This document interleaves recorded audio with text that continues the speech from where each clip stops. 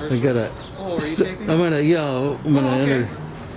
Hi, this is Chris from GrowQuest, and I'm doing an avocado delivery today in the Torrance area, and I've come into this really beautiful subtropical fruit garden where the avocados are going to be planted, and there's a really beautiful quality specimen Sapote tree here that's completely loaded with Sapote fruit.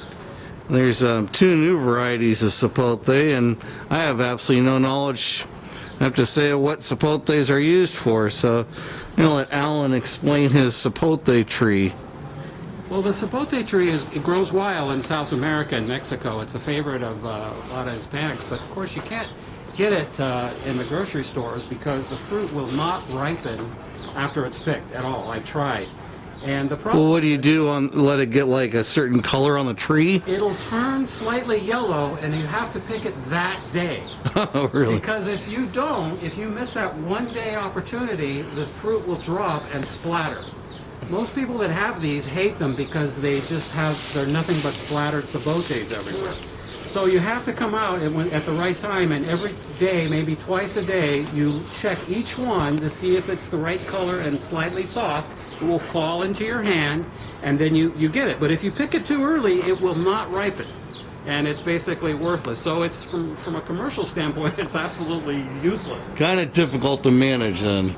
But the wonderful thing, and it's very thin skin, so even after it's ripe and you pick it, you can't handle it, you can't pack it, you basically got to use it right away. And what I do with them is I harvest them, I mash them up, I separate the seeds, and I use the pulp, which tastes kind of like vanilla pudding anyway. I use that as a basis of my gelato that I make, which is a non-fat gelato. And I add fresh strawberries or fresh berries or whatever, and that forms the creamy texture, and when it's frozen, it stays soft like regular ice cream. And it's really delicious, fat-free, and very healthy. So you get a beautiful non-dairy custard ice cream. Exactly. Is there a time of year in Southern California or mild climate areas where the Sapote begins to really kind of crank out its fruit?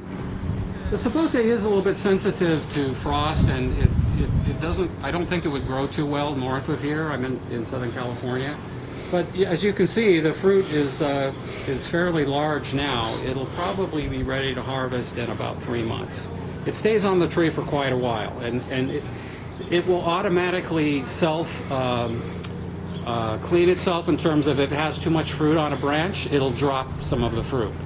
And it is kind of a messy tree, and then each seedling will start sprouting, so you're constantly weeding the seedling. So it's a labor of love. It really is. It's a lot of work, but it's worth it.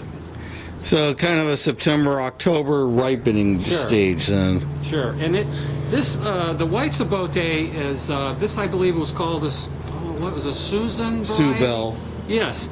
It's known for being ripening over a long period of time.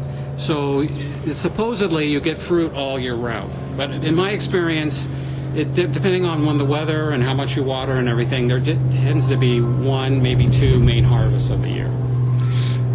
Awesome.